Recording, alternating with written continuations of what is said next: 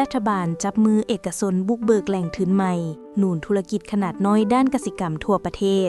ความท้าทายหนึ่งของเศรษฐกิจลาวคือข้อจำกัดในการเข้าถึงแหล่งเงินทุนของเศรษฐกิจขนาดน้อย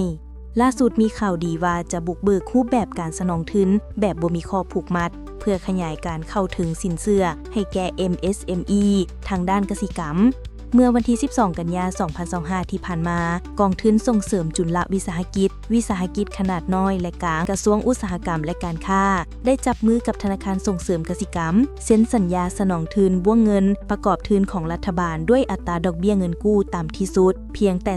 3%เป้าหมายของโครงการเพื่อให้ผู้ประกอบการขนาดน้อยซึ่งเป็นรากฐานของระบบเศรษฐกิจลาวสามารถเข้าถึงแหล่งทุนได้ง่ายขึ้นทั้งนี้ธนาคารส่งเสริมกสิกรรมมีฐานลูกค้าหลักเป็นหัวหน่วยธุรกิจขนาดน้อยและภาคการผลิตภายในประเทศกว่า 90% และจะเปิดรับคำห้องขอสินเชื่อจาก MSME ทั่วประเทศทันทีหลังการลงนามการร่วมมือครั้งนี้ถือเป็นก้าวสำคัญในการพัฒนาเศรษฐกิจภายใต้นโยบายของรัฐบาลทุกท่านคิดเห็นแนวใดคอมเมนต์เข้ามาลงกันได้